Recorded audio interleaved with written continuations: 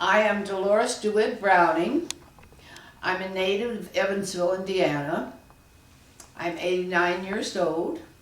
I was born June 19th, 1923. And we're going to talk about World War II.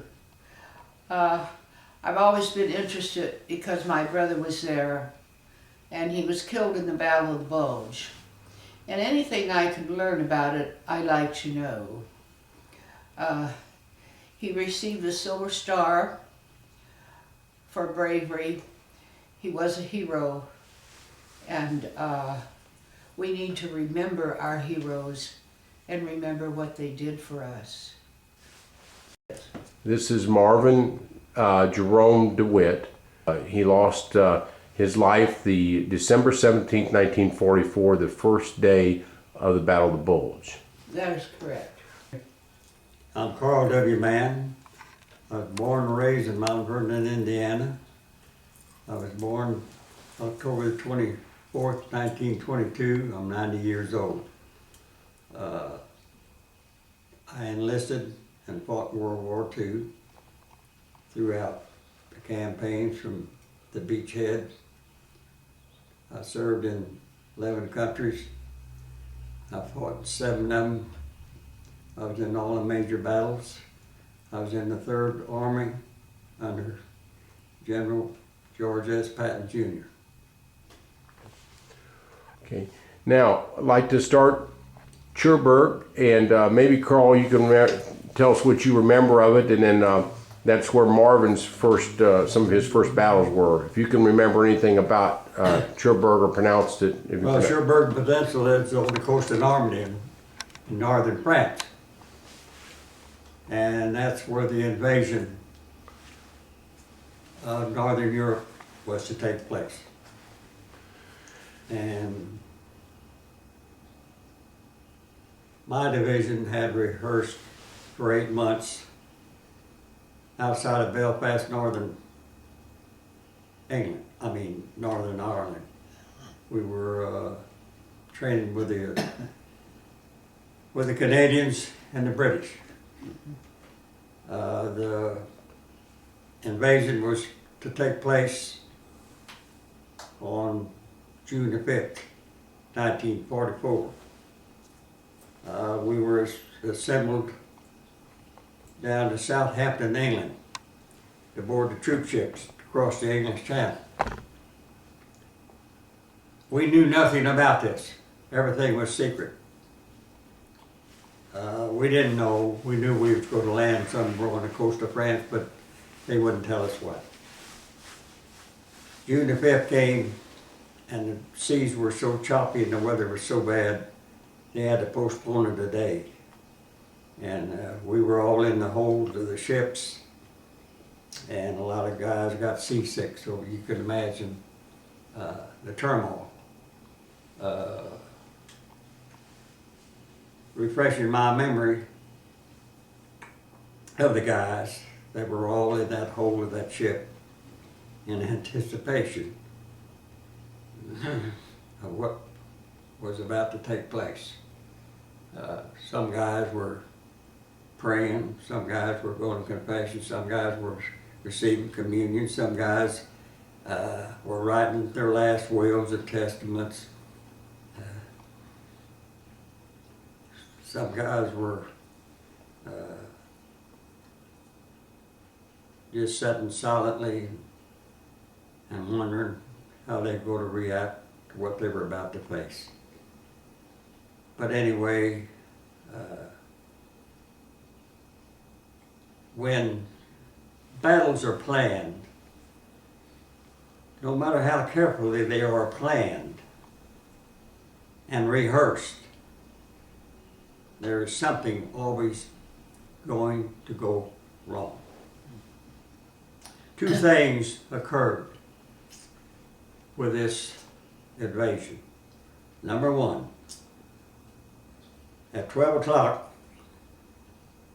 on June the 6th, the 82nd and the 101st Airborne divisions were to take off and land behind German lines to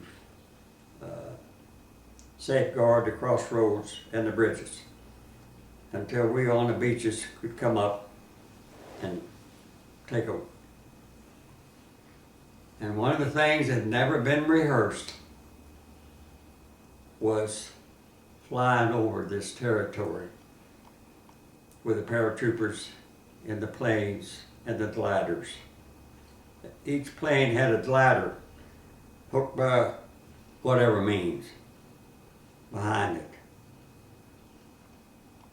And not directing any animosity towards the pilots when they started over this territory. The act fire and the machine gun fire started coming up. They panicked. And they cut the gliders loose and they had the paratroopers bail out, and they bailed up all over the Normandy side, countryside. Missed their targets by miles and miles. At the same time, on the beaches, there was going to be 5 invasion points. 2 by Americans, 1 by Canadians, and 2 by British.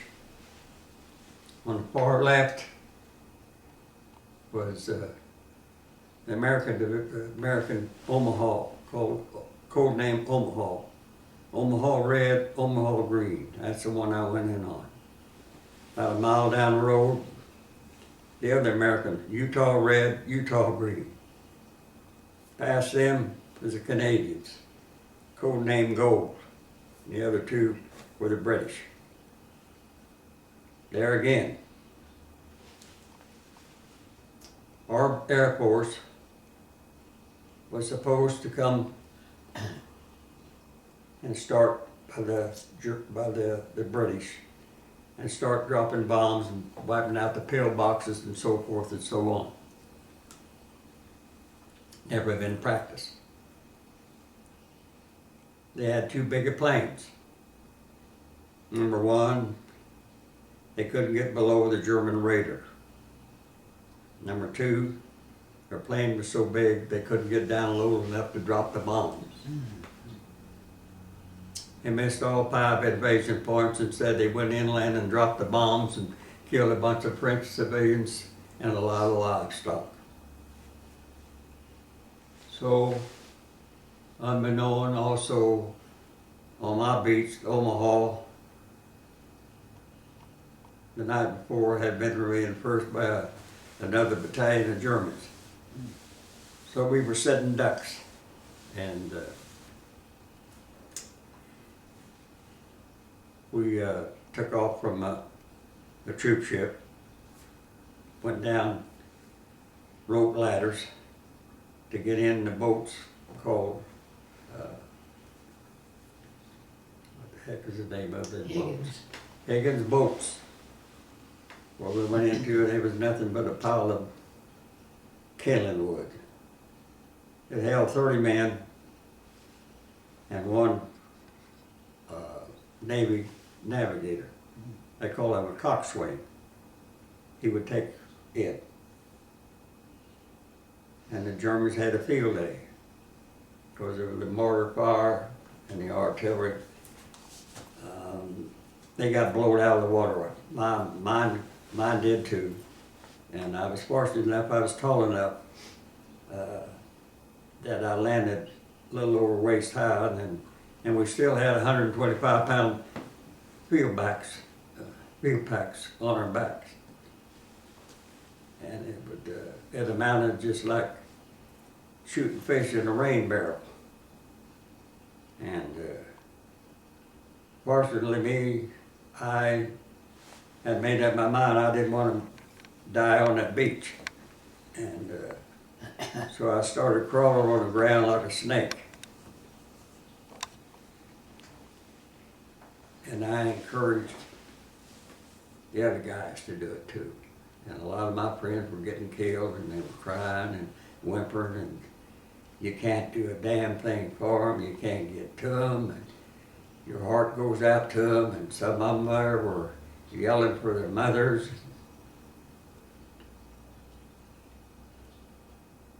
Excuse me. And others were yelling for Jesus and the Blessed Mother, members of their family. But anyway, and those guys, you know, you just had to do, and you just had to shake them. You had to punch them to get them out of their stupor. But anyway, and there were 5 ways up above to get to the cliffs, to the high ground. In a battle, you always got to take the high ground. And of course, they were all zeroed, all these paths were zeroed in with machine gun fire and mortar fire. But we soon caught on that the intervals when they would be concentrating on one path versus another. And we finally made it to the top. And but before that, I had looked over to my right side, and then there were a group of rangers who were trying to scale the cliffs over there to get up to get rid of the big artillery pieces that were firing. And 250 tried it. 60 made it. The other 190 died or were wounded. Anyway, when we got up to the top, took care of business. It was raining. We were on a sunken road. We were being shelled by the Germans. And a lot of these paratroopers that I told you had missed their target, they were wandering all over the damn countryside there, and they had forgotten their passwords and their cool password. And the password was lightning, and the call sign was thunder, and they had forgotten it. Some of them almost got shot by our guys because they wasn't sure if it was a German or American. It was a hell of a mess, but there was you could always find something to get by, or snicker at, or laugh. And of course, our first sergeant told us that night, he said there's no food coming in. And, but they said there's going to be ammunition, and we're going to kick off at 5 o'clock in the morning. Now, a lot of my officers and a lot of my non-coms had been killed or wounded.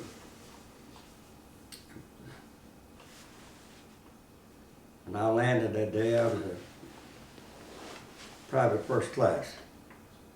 That night I was sergeant. I had 10 men under me. We kicked off the next day, and we go to the first town called Caen. And the first thing out of the mouth, I call them frogs, Frenchmen. He was going on, and you know, all us guys, we were either enlistees or draftees. We weren't regular army. I had this one guy, he was a professor of English literature at the University of Pennsylvania. And he could speak 4 languages. I said, John, what the hell is this damn frog yelling about? He said he wants to know who's going to pay for his dead livestock. I said, really? I said, well, you tell that son of a bitch that 23 years ago, our fathers were over here saving his sorry ass from these Germans. I said, we have to do this every 23 years? I said, you tell him to shut his damn mouth and we'll kill the rest of his livestock. That's it.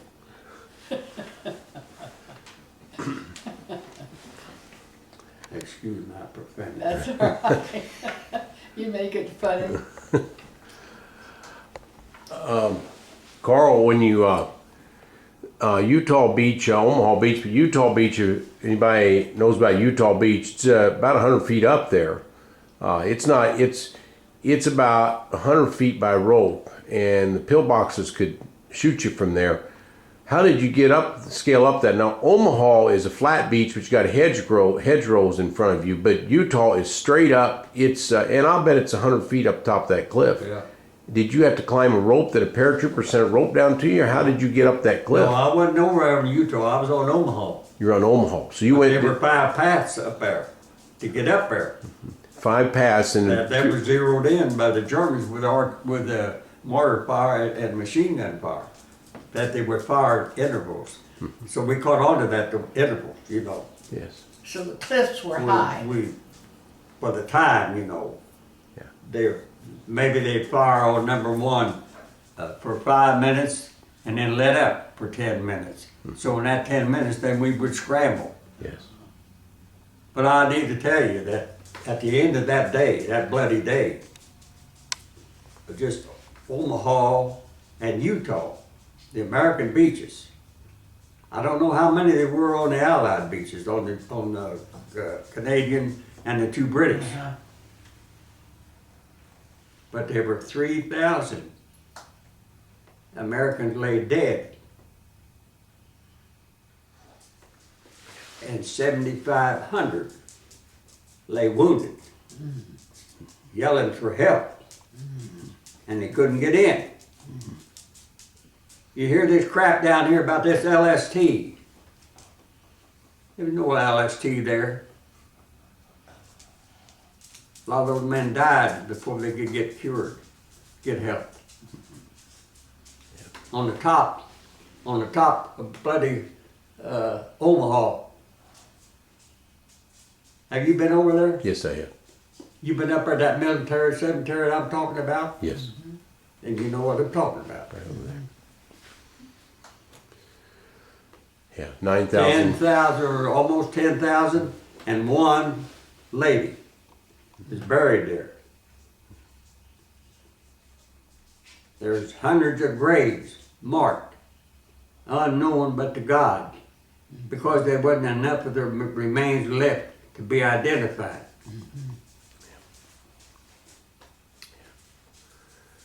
Yeah, very emotional cemetery over there. You just walk in, you can't talk. You just have to about cry. It makes you cry.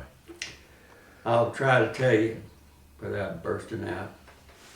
But you know, Norman Rockwell, not Rockwell, the famous painter. Yeah. I don't know, this might have been 46, 47. He painted an exact replica of that beach.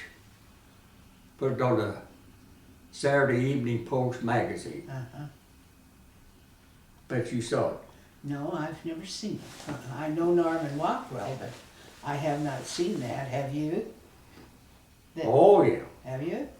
And in the center of this cemetery, he had put a middle-aged couple, man and woman.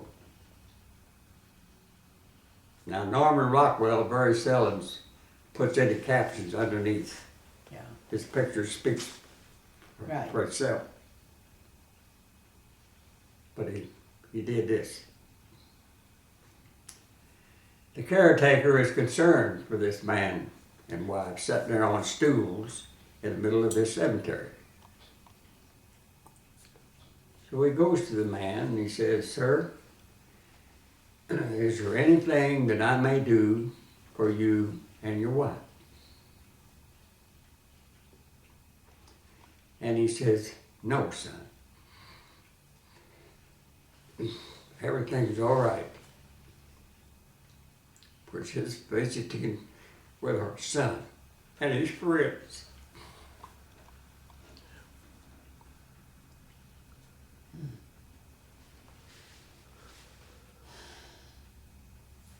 I'm sorry.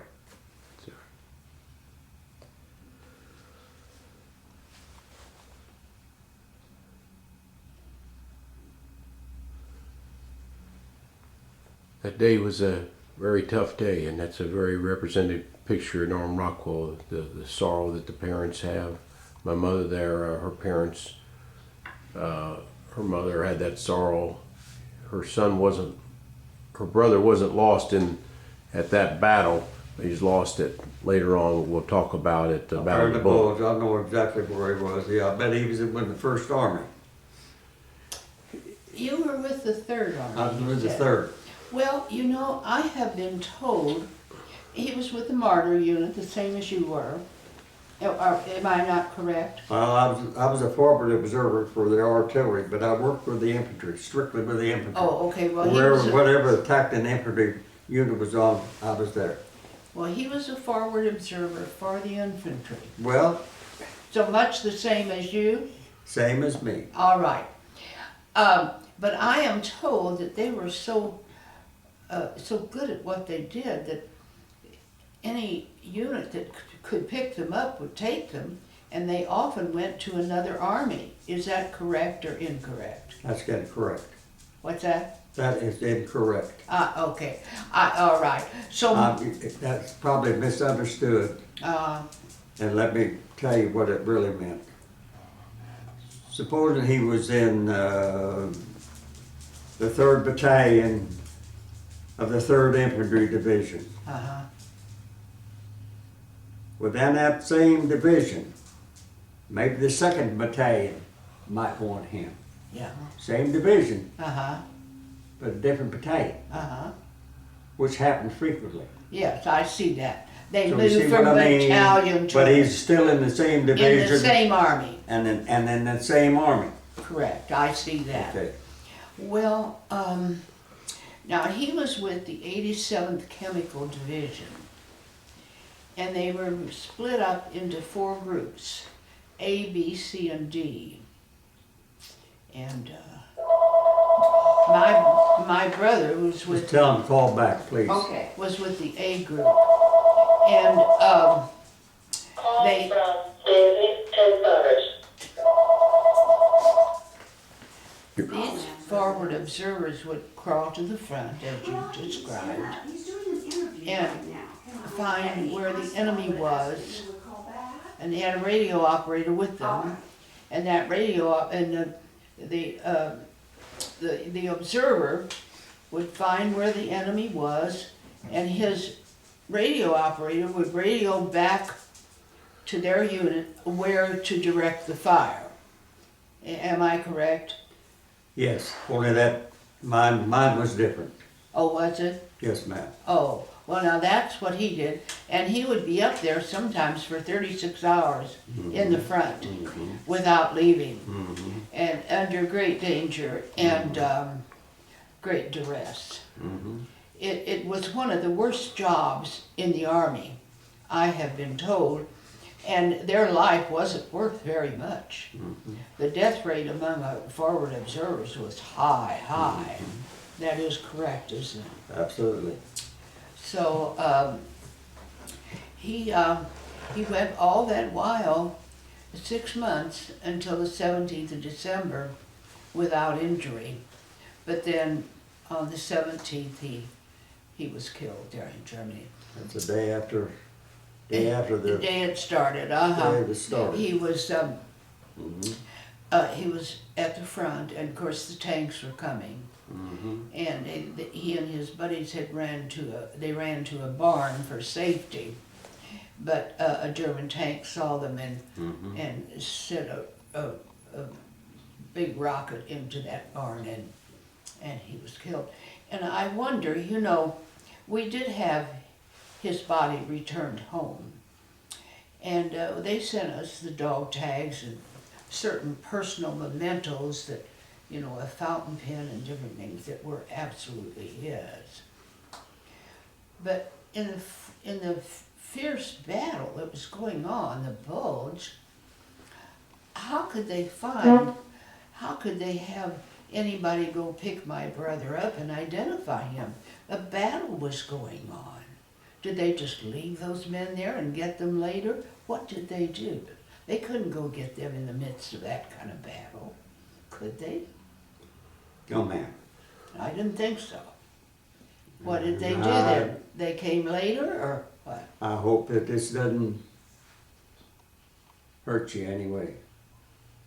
But I'm gonna tell you the truth. I know. I sort of know. You go ahead and tell me. Sometimes those bodies would lay there for weeks. Oh, yeah. Yeah. Well, it could be no other way. They That's couldn't right. send people up to, Now, In you it. just picture, how can I use this? An giant open field, oh, yeah. okay? Now, the battle is taking place there. Yeah, you can't run into the It moves, you either Yeah. win or lose. One way or the other, you're gonna lose. Follow me? Yes, I do. And now, all those dead bodies, Uh-huh. they're not near a road. Oh, no. I understand that. But they did have his dog tags and personal mementos. So I know it was his body. Am I not correct? You're right, absolutely. They were right on that. Absolutely. Yeah. You're right. But They they, made sure of that. but they did lay there a while, I'm sure of that also. You're very well spoken They can't, and can't very help it. knowledgeable about this war. damn it, I went through the whole Well, I thing. know you did, I know you God, did, and you suffered. from the beach ended up in Czechoslovakia. Oh, mercy. Now tell me, how were you in 7 countries? France and Belgium? All right, I was in Normandy. All right, I was in northern France. all right, I was in Austria. all right. I was in Holland. Okay. I was in Belgium. Mm-hmm. I was in Luxembourg. That's I done Belgium. forgot one. No, Luxembourg's separate. It's a separate. They call Oh, it. is it? Oh yeah, it's a separate country. My brother was in Luxembourg. Yeah, He was at St. Lo in France. right. That there's not far from the beach, I know. St. Lo. That's right, St. Lo. Right. I know that city. Demolished it with Yeah. Patton. Dead. Well, then how was Did my they- brother there too, if he was in the Third Army?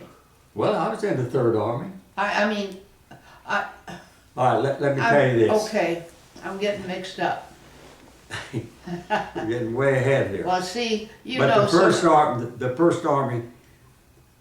Army and the British Eighth Army yeah, had been trying to take this town. It was a communication center. St. Lo. St. Lo was in France, Mm-hmm. in right close to the ocean, Oh, you yeah, know. oh, yeah. and they weren't doing any good. Mm-hmm. Now the Third Army under Patton didn't become operational until July the 23rd of 1944. Oh, okay. Oh, And Patton told Omar Bradley, who was his superior, yeah. he said, I'll have it for you by 4 o'clock this Oh, afternoon. my. And we did. Well, which army did Omar Bradley? Omar Bradley was over all of the all of armies. them. Okay, all right. He was over Uh-huh. all of them. Uh-huh. Who was the other big one besides Patton? Was there another Oh, well, there were several. all big? Uh-huh. Yeah, there was General Patch. Uh-huh. and, Uh-huh. Now, Marvin's battalion was called the 87th Chemical Battalion. Were you a chemical battalion? no. What would the difference be between? we were actually did all the fighting. Oh, you did? Yes, the infantry. I would travel with the infantry. Yeah, well, so did he. But in this part, you He know, went ahead of the infantry and Suppose- radioed back. let me show you. I'll explain it this way. All right. Supposing we were getting ready to attack this city, Yeah. Evansville. All right. Well, weather permitting, Mm-hmm. the Air Force Yeah, would pound it. right. Mm-hmm. Then Get rid of the we in the area. artillery, the infantry still ain't engaged yet, but we in the artillery would come up and we would pound it for 2 or 3 days. Okay. And then With what? Mortars or what? artillery fire, Artillery. big shells. Oh, all right. Bigger than a mortar. Oh, yeah. Oh, okay, all right. What size were your artillery shells? Marvin had I think his were 120, Right, he had 120, 120 long toms. 120 long toms, and they were pretty heavy because a Panzer has a 75 millimeter, so they were about twice, close to twice the size of a Panzer. They would fire 20 miles. Yeah. We had 105s as well as we had a battalion of 120s. How But- far did you fire? Right directly. Direct, you were right there. Well, I was right there with the fighting. Oh, I And, see. and if the company commander, the infantry company commander said, hey, I need fire over here or there, Oh, I see. So I- you were a lot I- closer in the battles I was than right he- there in it. you were in the battle. Right. My And- brother was not. He was, We had what we called coordinates. We had a Yeah. map on coordinates. okay, all right. We'd call into the battalion headquarters and tell them we had a fire mission, and we'd tell them the coordinates, Uh-huh, and they in turn uh-huh, would figure it out, uh-huh. and then they'd say, well, fire's on the way. Uh-huh. So if that shell hit short or over, Yeah. it would we be- would tell them the correct, yeah. or if it hit to the That's right, right. or the left. So you we- were observing That's right, and radio Right and there. radio to them. right there. That's right. That's what my brother did. Now, coming from Cherbourg, how did you go to Cherbourg from Omaha Beach? It's right there. Right there together. Cherbourg Peninsula. Oh, so it's on Cherbourg. Yeah. Well, my brother went in on Cherbourg. I understand he didn't go D-Day, but maybe a day after. I was out on the second wave that first day. Oh, were In you? Omaha. So you were the first day. You were number Yeah. one day. D minus what? D zero, or what do you call it? D minus 15 or plus 15? What would you call yourself? Plus, I was there the first day. so D zero really is. D0. Yeah, But then- I was in the second wave. Plus 15 minutes is all. Almost the first wave practically never got wiped been- out. I haven't been able to find out exactly which wave he was in. But, you know, they lost those papers in St. Louis, so they say, to get a whole report. But anyway, I'm sure you did the same thing he did, fighting through the hedgerows of France, That's right. That's where we encountered the hedgerows right after D-Day. right after D-Day. Right. Well, in the hedgerow, this was in July. And my brother's unit or battalion, I don't know, what would I call it? His platoon? Or, Well, you begin with, you would call it his company. all right, his company. All right. They were caught in a space there by the hedgerows, and they couldn't move because the enemy kept firing right on them, and they couldn't go this way or that way. They were just caught there, and they were killing them. And my brother jumped on top of a hedgerow. This is in a report that I will show you. He jumped on top of a hedgerow and directed fire on this German unit. And he was up there for a long time, directing fire. And they beat him and they left. So his unit or his platoon or his company was saved. And that's why he got the Silver Star, because he saved his company. You understand? Yes, ma'am. If he did that today, he would get the Medal of Honor, because he saved so many people. They give the Medal of Honor for just saving one, but he saved his whole company. But Silver Star is still a very big honor. But I know it was miserable, wasn't it? Yes, yes, yes. Yep. Tell us about those hedgerows, Carl.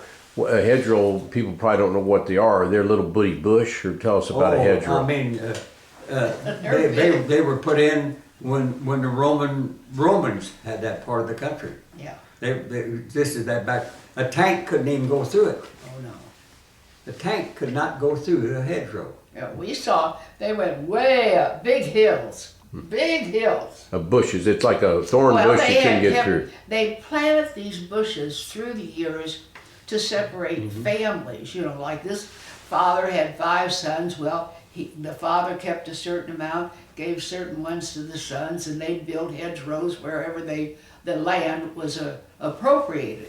So there were hedgerows every place, and they were big and high. That is right, isn't it? Yes, ma'am, and there was a sergeant from Brooklyn, New York, who designed something to put on these tanks that would finally cut through. Oh, really? Sergeant from Brooklyn, New York. My goodness. Big knife or some cutting edge of some kind. Oh, Right. my.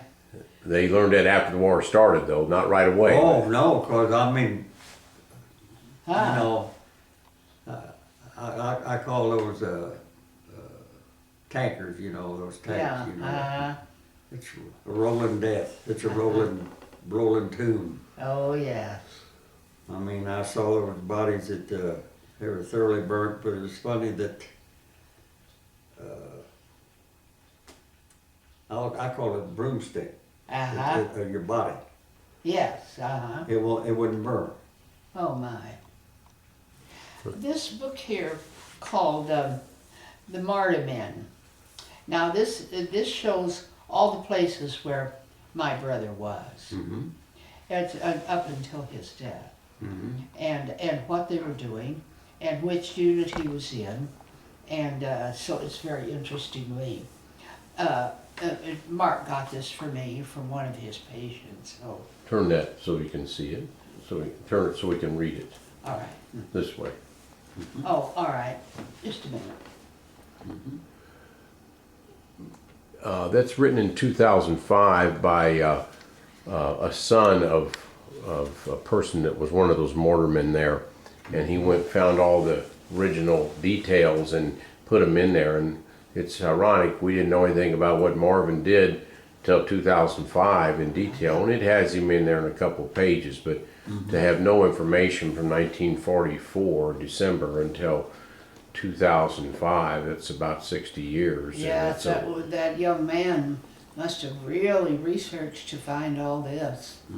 got a It's lot very complete. of original records, and it's heartwarming to know what happened. It looked like the description of what happened to Marvin's fairly accurate there, but it also says some of their battles. It talks about their battles all the way up from either St. Lo or Cherbourg, all the way up to the D-Day, and then it goes on after the D-Day of what they did in there. Now- And Aachen Forest, it talked about Oh, that. yeah, off in Germany. Now, my brother, Hurtgen Forest is Black Hurtgen Forest. Forest. that's where he was. He But was you one all of the in too. first soldiers in Aachen, Germany. And we know that because there was a report, they had first stepped on German soil, one of the very first men to do that, with his company probably, but there was the Tribune, the Chicago Tribune had a reporter there, and he talked to my brother and interviewed him, and so there was a piece in the paper in the Chicago Tribune about my brother, and so we know that he was there before when they had first entered Germany, and he went to the Hurtgen Forest. That was a terrible just place missed to it. be. Hey, Just terrible. Can you Man. tell us Were a you little bit there, about honey? that, Carl? Yes. Tell us Were what you- that Oh was. my they're dear. in the Black Forest both. Tell us what Why they were they like, just, that- Carl. Huh? Let Carl tell us what those Black Forest and what the Hurtgen Forest was All right, like. He okay. was Well, you there. can imagine it's trees, you know, huge. huge trees, you know. And Don't know where anybody what is. you had to do,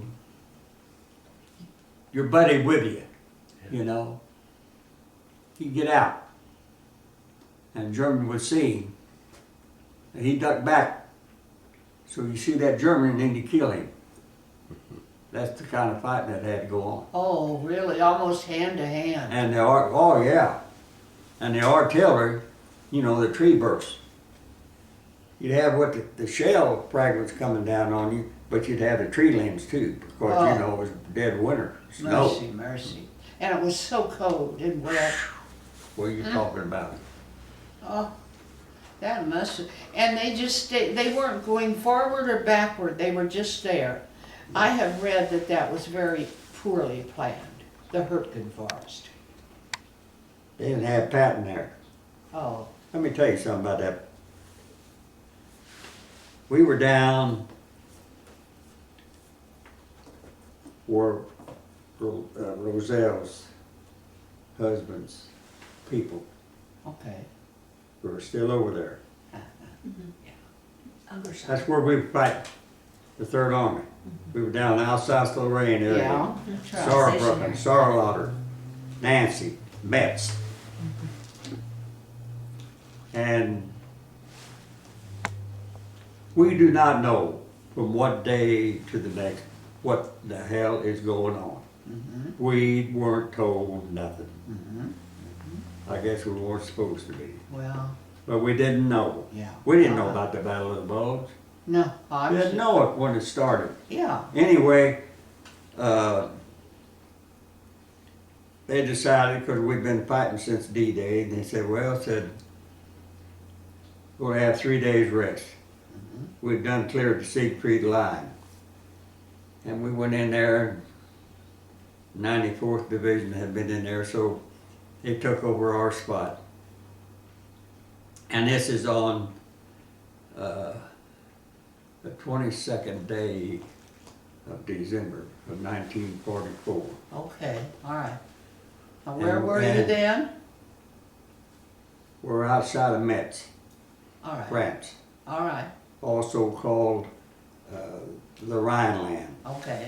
But anyway, and we done picked out our bunks and everything, because we done thought we were in hog heaven. I bet. We'll be able to sleep in Uh-huh. some place, you know, a shelter. Yeah, you know. uh-huh. And anyway, one of the sergeants came in and said, pack up, we're leaving. Oh, I said, what the hell do you mean we're leaving? So the first sergeant comes in. Now this first sergeant stands 6'4", weighs 300 pounds if he weighs an ounce. And in civilian life, he's a principal of a high school in Chicago's west or south side. And you don't give him Big Tom any lip. You know what I mean? yes, I do. And I mean, if you go with him with a problem of any kind, he put his arm on his shoulder and he said, son, I suggest you go see the chaplain and get your tough shit card punched, because I can't do a damn thing for you. But anyway, he came in and all he said was, he said, our comrades are surrounded up in a town in Belgium. And he said, the Germans are wanting to surrender. Patton said, we're going up and rescue them. And he said, you all climb on tanks, gun crews, anything that you can tie yourself down to. He said, because we're leaving. He says, it's about 100 miles from here. And we did. And it was snowing, icing, and the great Eisenhower, who I had no respect for, figured the war was going to be over in October, so he didn't assign any overcoats to us guys. Oh, I know that, I know that. But anyway, and the powers that be, they had met in Reims, France. I mean, I'm talking about Patton and Eisenhower and Bradley and the British high brass, you Montgomery, know, yeah. what the hell were they going to do? And Patton said, I'm going up and get those guys. He said, I'm going to rescue. And he said, how can you possibly do that? He said, I can do it.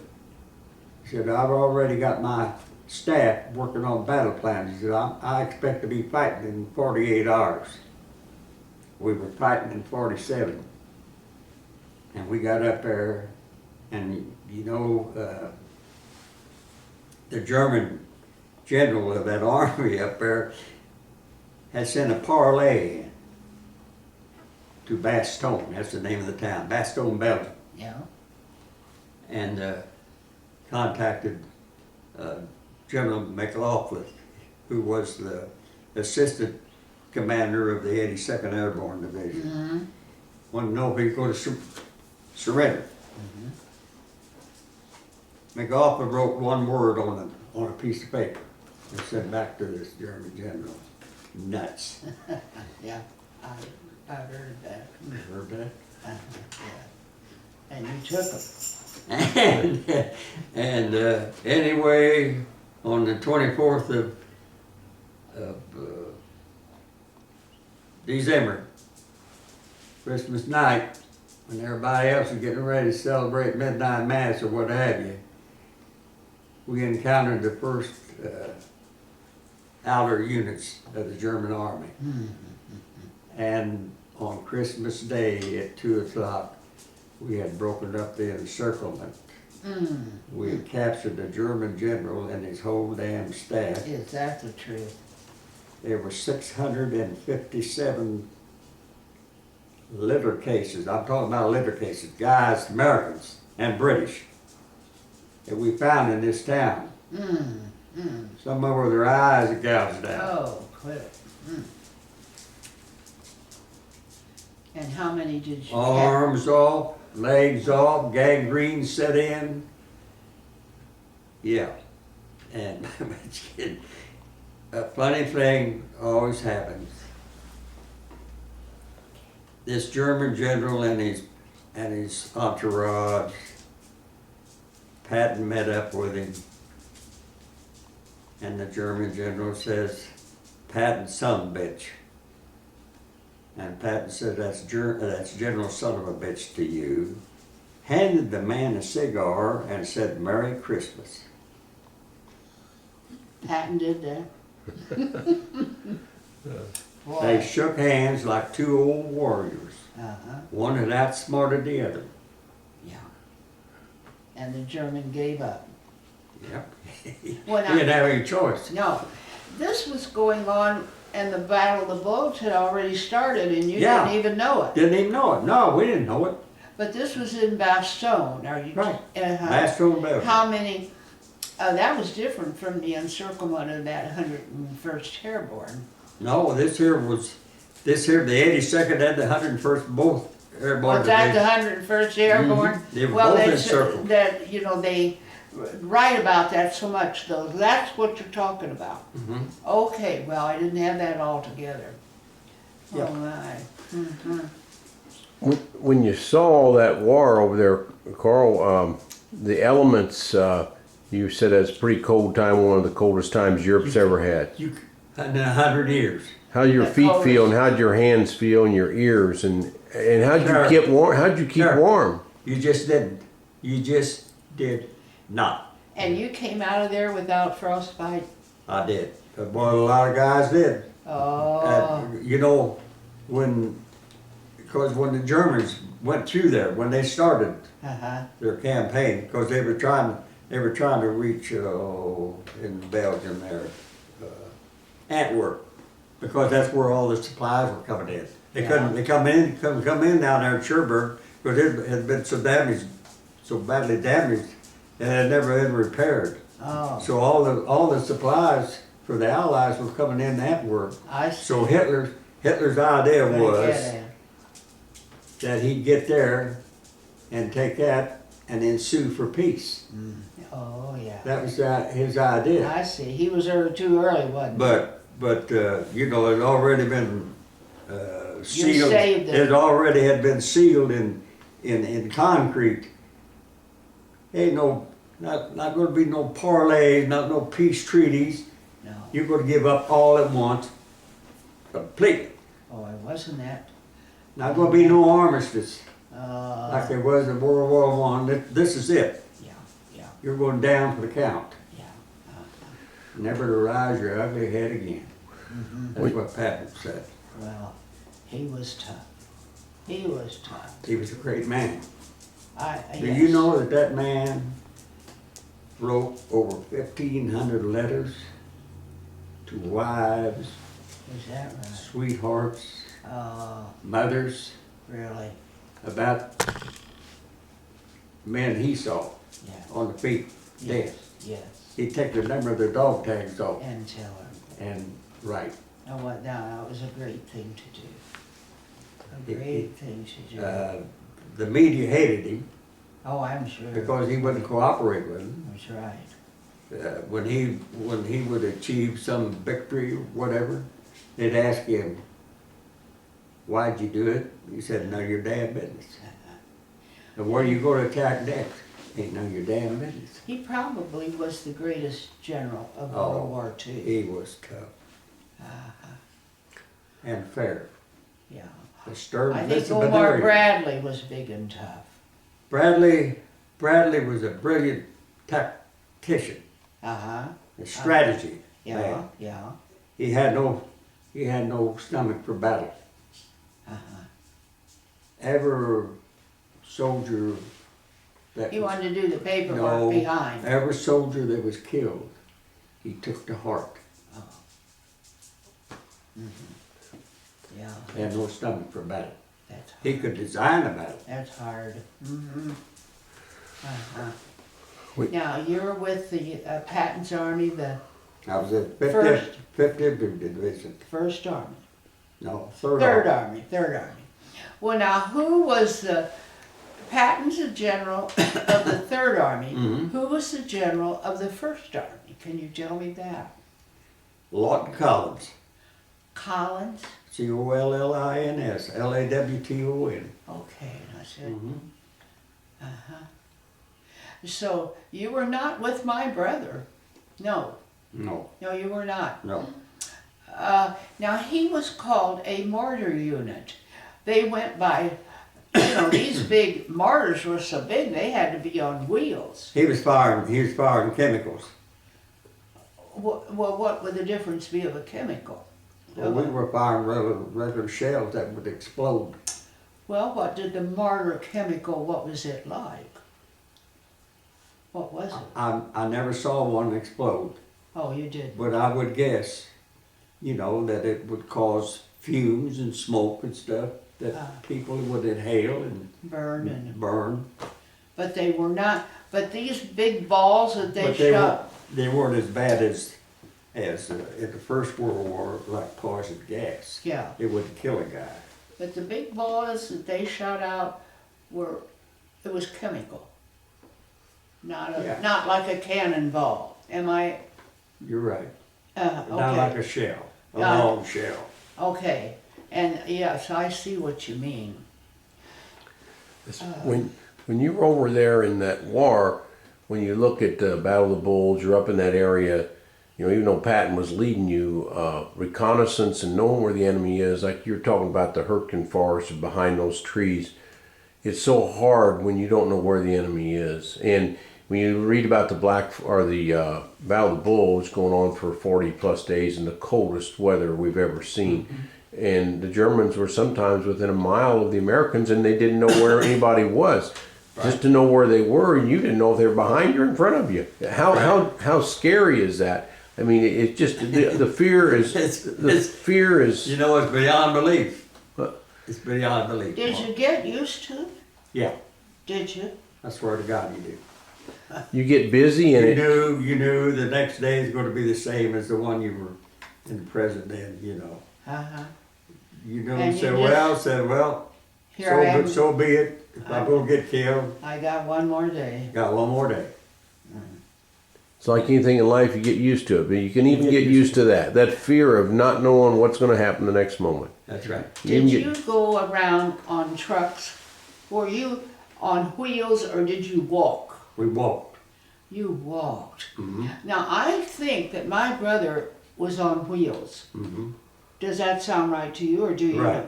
That they didn't walk. They went from place to place with these trucks and these, I guess they were trucks. Right. They had to pull the martyrs on Right. wheels. They were too heavy. Right. I see, okay. Now, If he wrote, everybody he knew a letter on the 15th of December.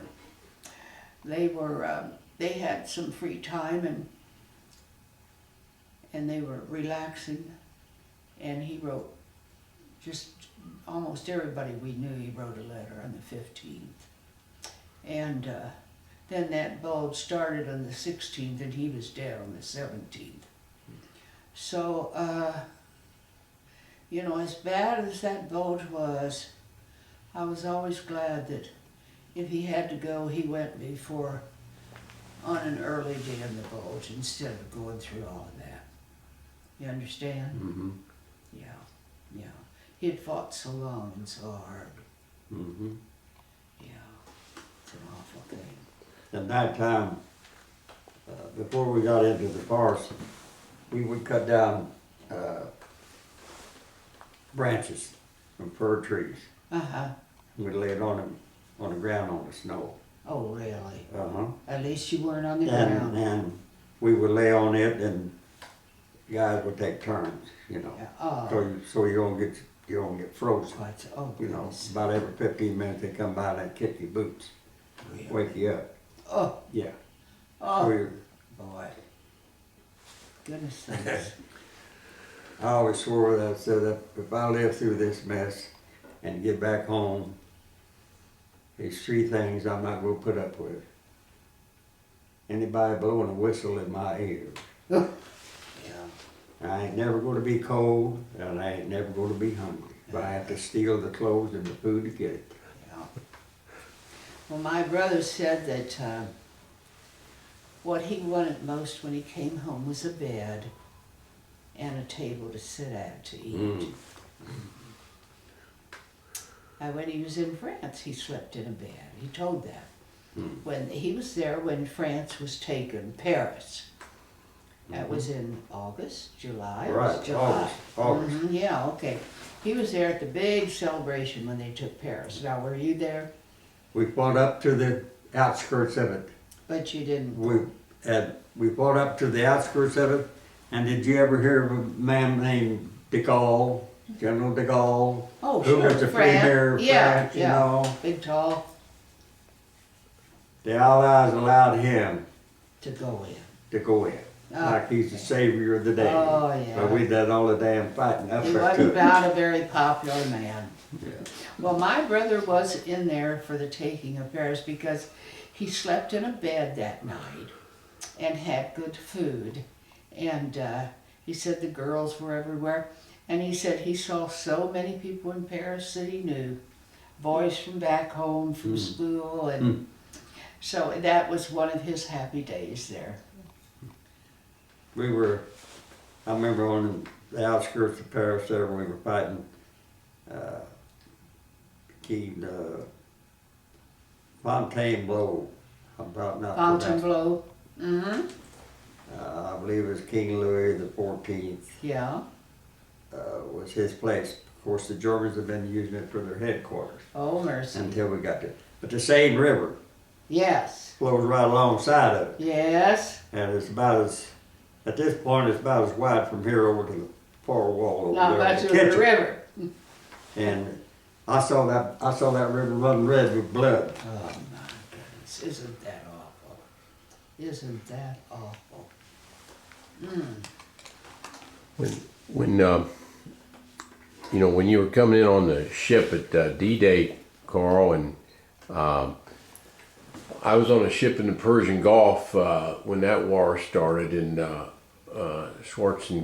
Schwarzkopf? he just died here Yes, this he last is. He's week. a hell of a man, too. An IQ of 167, but he probably saved my life because he was a general just about like Pat, and he knew how to do it right. But we came in on the feint. We were on the ships, and we came in on a feint there. But the night before, we knew we were going to battle the next day. And the night before, we had about 1,500 Marines on the ship. And just as you reflected on the ship you were on coming in, our church was the front of our ship, and it was usually empty. But the day before we went in, the ship about went forward because because there was so many people at church, and I had these scapulas with me that my wife's aunt had given me, and I had a whole box of them. Nobody wanted them, but the day before they wanted all of them.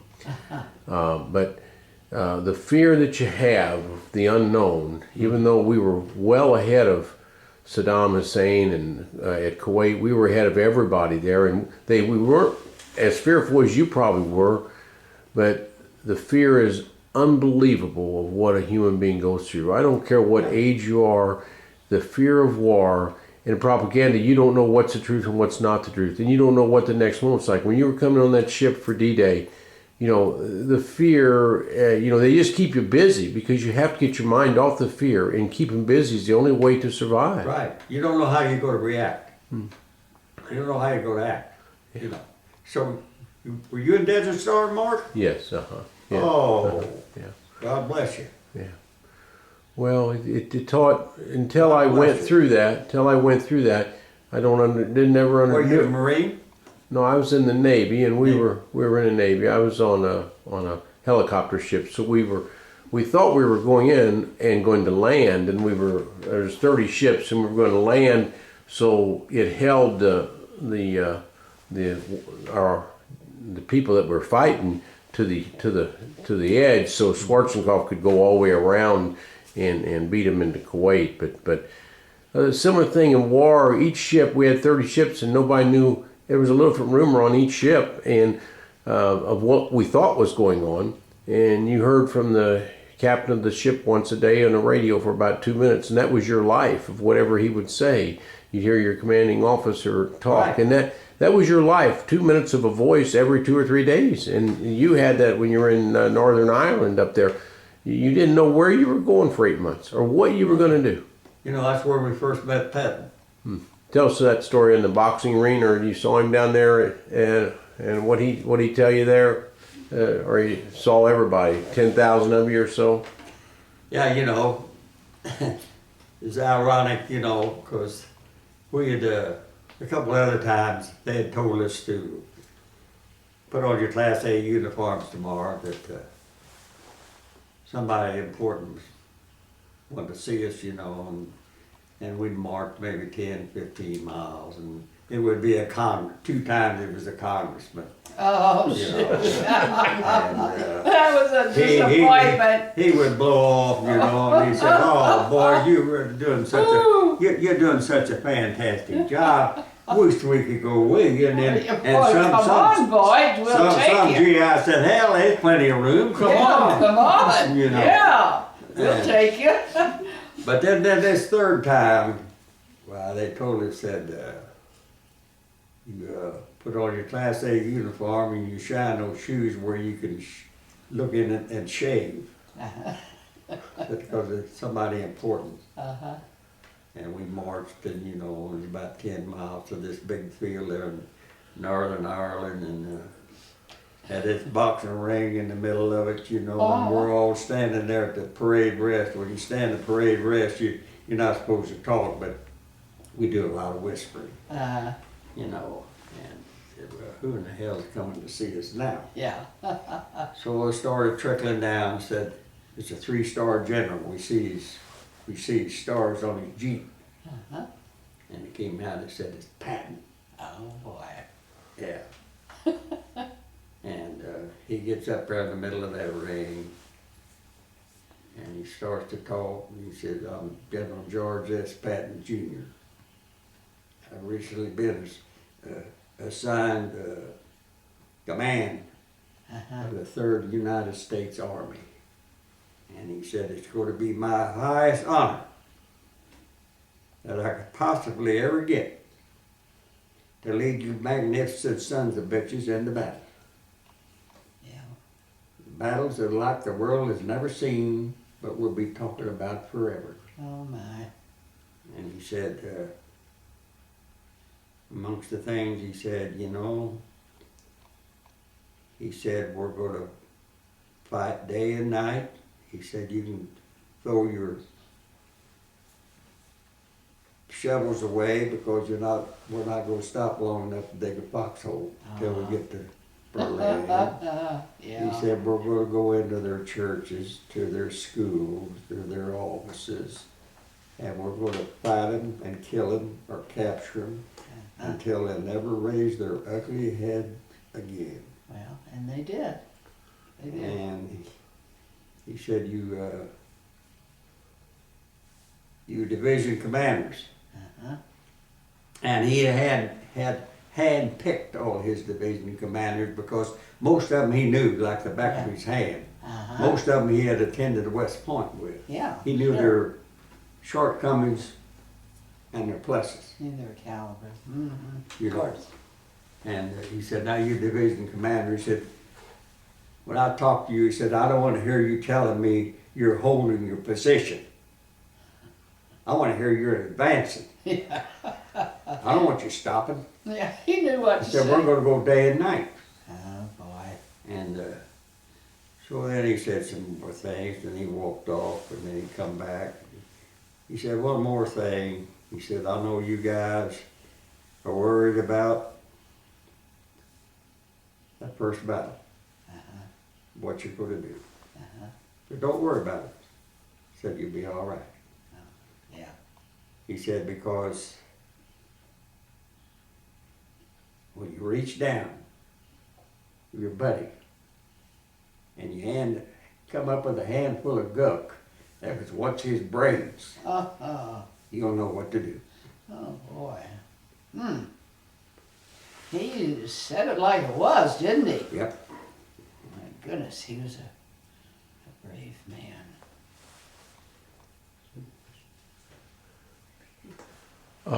For next generations, both of you born in 22 and 23, it's amazing. It's Tom Brokaw calls it the greatest generation, and I think if you said before, Carl, that it's not just your generation, but your parents' generation, your And grandparents' generation. grandparents.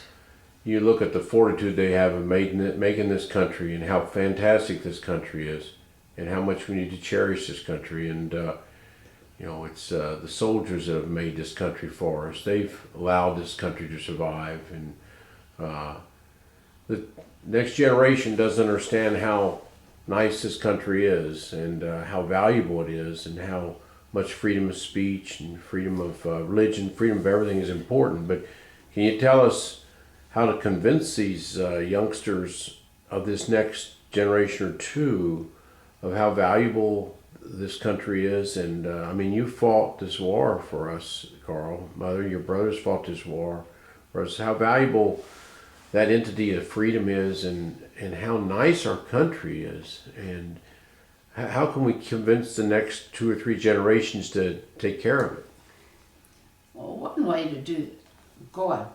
You got to get out there and tell them, Mark. I go around the schools because I said these present generations know nothing about their heritage, about these preceding generations, what they did, and they didn't complain. I was on June the 6th. A couple of people from Channel 14 was interviewing me, and they were astonished at how quick I could come up with answers. So this one lady was sitting next to me, young girl, early 20s, I would say.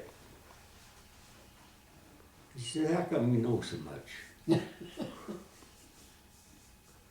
I said, I was taught. Yeah. I said, I don't want to hurt your feelings. Let me ask you some questions. I said, your grandma on your mother's side still living? Yeah. What's her middle name? What's her birthday? Your grandpa still living? What's his name? She started crying. Oh, She didn't know. isn't that a shame? A shame. Not family oriented, were they? Yeah, well, You know, families are all, I had to say it to her. yeah. I had to say it to her, and I said, I bet you can sure as hell tell me what's on sale on eBay today. Yeah, I know, isn't that awful? Well, I think one way, Mark, to let our young people know is to travel. You got to get up there and you got to put the, I'm telling you, it sounds like I'm really great. Nothing. Ain't got nothing to do with it. But these kids sit there spellbound Until, while I'm talking. Huh. Of course, they've never heard it before, that's right, what their ancestors did. See, that's a great thing you did. It really is. It's part of their heritage. But I do think travel could help, Mark, if they go to some of the third world countries and see what life is like. And they know that our life was almost like that not that long ago, until we worked and brought ourselves up. That they do need to see some of those things. But on the other hand, they need to see some of the other parts of the world. We were in Turkey a few years ago and I was astonished. They had, I always thought Turkey was just a poor, pitiful little country. Well, believe me, it's not. We were in Istanbul and it was so rich I couldn't believe it. Mm-hmm. We took a trip down the river about 20 miles down and 20 miles back. There was nothing but mansions all along that river on both sides. And I don't mean little mansions, I mean big. So they need to know what some of the other countries are doing. And then while we saw that, the river with those mansions, we got out on one of the roads and here was a poor little farmer with a wagon and his wife sitting in back. And so they still had poverty at the same time. But they do need to know how the other countries live. That is one way for them to learn.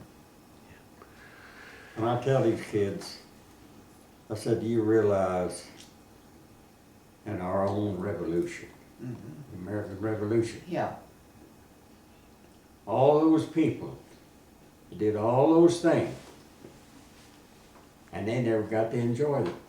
no. But we are. That's today. right. It's because of what they We did. are. Yes, we are. And that's why they fought. And their prayers were answered. And Carl, the other thing that you did see is the atrocities of Oh, the prison death camps, the death camps in Germany. You might, Oh my. Unbelievable. for human I hope you beings, didn't see that. Yeah, I did. Oh, yeah. Oh, I helped oh. liberate 2 of them. Oh. Yeah. How Unbelievable. awful. You- And some of the people were still alive. Oh, yeah. Oh. Little kids. Oh. They were they were all pitiful, but the little kids, you know, got me the worst. Sure. I mean, some of them had open sores with maggots. in it. Oh. Mm. Oh, And God. still alive. Yeah, well, but we for just can't. I have been moved by what you've said tonight. I remember at one death camp, I remember, like I told you, I was in charge of 10 guys. Uh-huh. And some of those, the patients, the people there, Yes. you know, they were telling my guys, and I knew what they were telling them. Uh-huh. Because some of the Germans didn't get away. We had them trapped. Good. And I heard the guns going off behind buildings. Really. They were shooting. My boys, Oh. Shooting them? Minister of Justice. Good. I didn't even bother to investigate. That's good. But to see that, you could not really believe that mankind could do something like that. To do it in about 6 million people, to be put in these prison camps and tortured or burned, work till they're fragile and then throw them away. Use a human being and use them for experimental things. Just within our lifetime, you saw. I saw bleached bones as high as this ceiling. Pile after pile. That used to be human beings. And we went into Germany. We started fighting in Germany.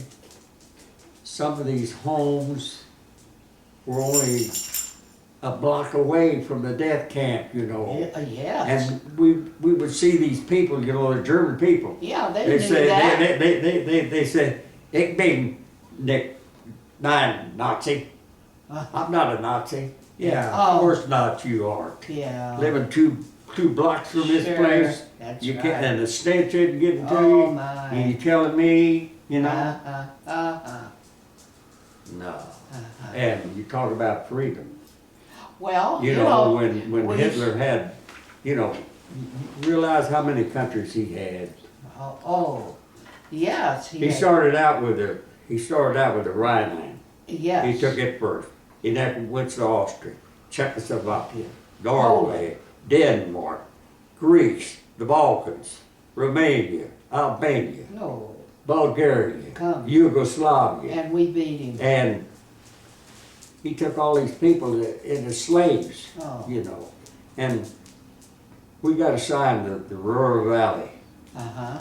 That's where the majority of the German war factories were. That's right. Huge warehouses. Uh-huh. We would open those doors Uh-huh. and there would be swarms of people come out.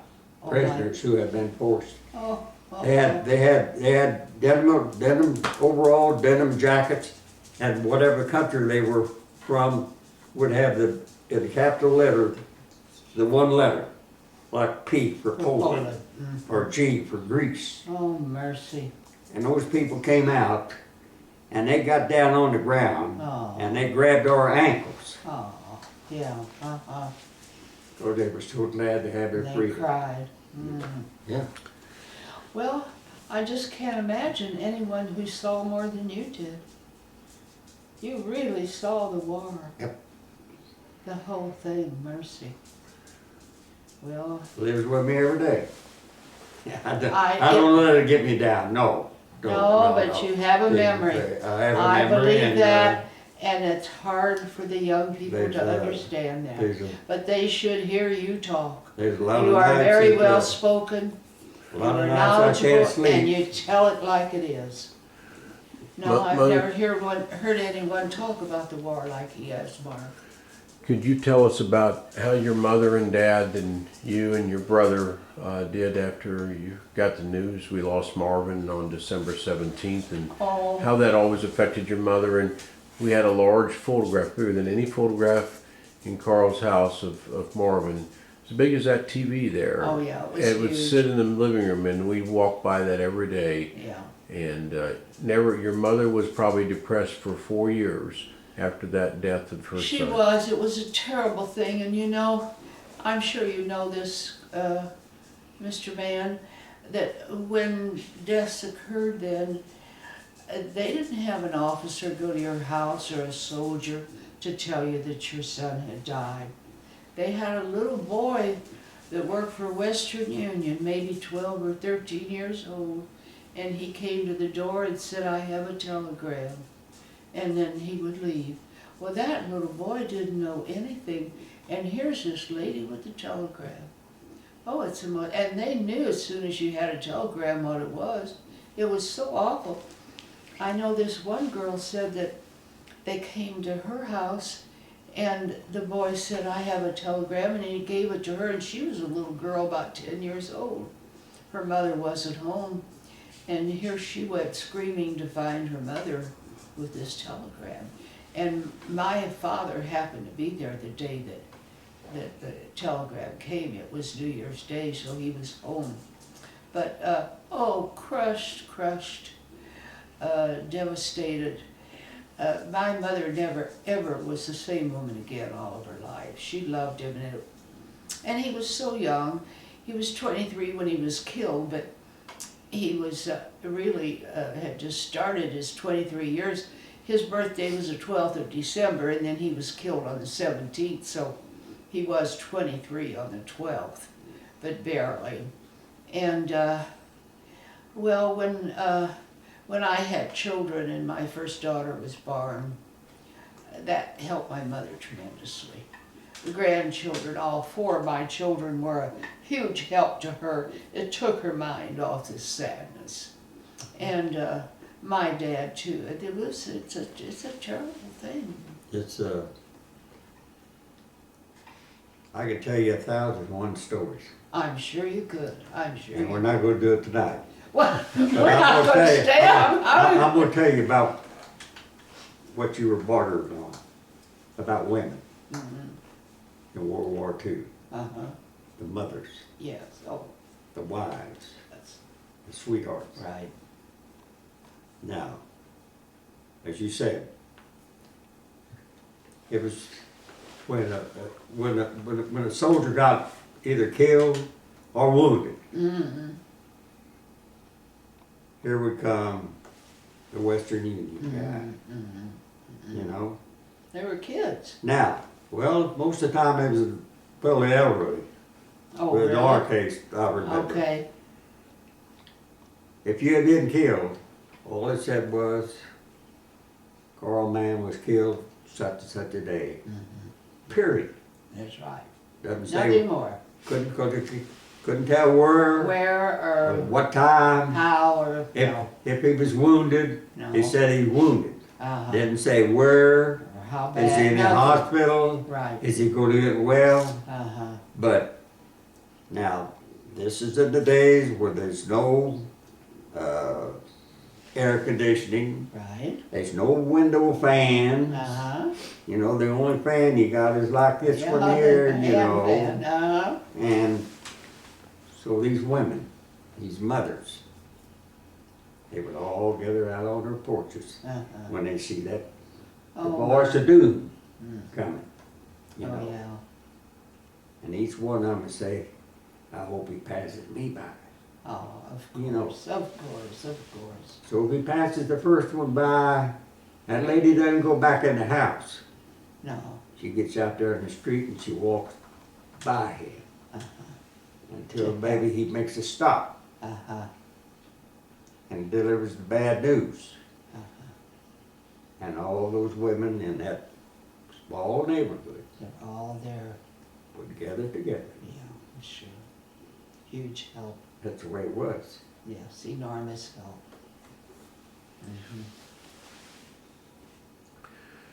But for 450,000 warriors from the United States to be lost in that war, just a tremendous, that 450,000 families and their sisters and brothers and mothers and fathers and grandparents, just such a tragedy, because you're just talking about one or two there. It's just, think of 450,000. Yeah, Mark, you say 450,000, and you're right. And then 150,000 came home and died over a period of time from their wounds. Those that were injured, and some of them lived all their years with those injuries and pain and And then, incapacities. Some of them couldn't walk. And all of them had some mental disturbance over what had happened. They almost yeah. had to have. in Europe, where I was, there were 53,000 unaccounted for, MIAs, Yes. missing in action. Uh-huh. I know where a lot of them were. Yeah. They were in that bloody ocean on D-Day. Oh, They mercy. got drowned. You know, if they weren't tall, And they could, and with all that Right. weight, they drowned. they did. They went down. They did. They went down. Drowned. And in the South Pacific, I dare say at least 100,000. Because it was a different kind of war. It was island fighting. Uh-huh. But you never heard nothing about that. Well, I know you should be proud, but I'm sure you're not a man of pride. You're grateful that you were saved, Yep. grateful that you could help your country, Yep. and grateful that you can still be of help by telling your story. Right. It's so important, and your story is impressive. It wrenches at the heart. It's full of wisdom. Thank you. Well, it is, and it's so important. I hope you tell it more often. It has Whoever touched, asked me, well, it has touched me, that's and you. I've never heard anyone talk about the war the way you have. Yeah. So many of them just went to avoid it. It was so terrible they can't face up to it. So, you're a brave man. A brave man, yes you are. But you know, I could sit here all night and tell you about what the people did. Huh. The civilian population. I mean, this country was united like that. Yes, yes, we were. We didn't complain about anything, and we felt it too. And you know, with the do no you know- clothes, no sugar, Right. no gas for the cars, just all kinds. Do of you things. know? Do you know that's when Women's Lib came into vogue? during World War II. because Did they you know came in that and helped. The first daycare centers came into vogue Yeah, during because so the World women War could be II. Rosie the Riveter That's right. so they could go in and who took care of those kids? with some other good women, I'm Grandmas. sure. Yeah, sure they did. Well, Mark, have you stopped? Well, I'm gonna let you finalize. There may be a final statement by both of you. Maybe just summarize. All right. Just I run out of juice there, so just a final statement if you could. Go ahead, Carl, maybe just say what you think other people should remember about this and any other things you think, mostly for kids and things. Go ahead, you're on. I'm trying to think. Mother, you go ahead and think of something. Well, I think I pretty much said what I felt about what Carl has done, and not just Carl, hundreds of thousands of our 16 and a people. half million. Yes, and they're all affected. And living under those conditions, for how many years were you in? I was in a little over 3 years. That's a long time. I'll bet you thought it would never end, didn't you? Yeah. Uh-huh. Well, you were brave and you still are. It's been the most enjoyable evening. I have enjoyed it too. I've been enlightened Well, considerably. yes, so have I. Well, we've been And, very much enlightened, but we don't know it firsthand. We only know some of the secondhand difficulties, and that's bad enough.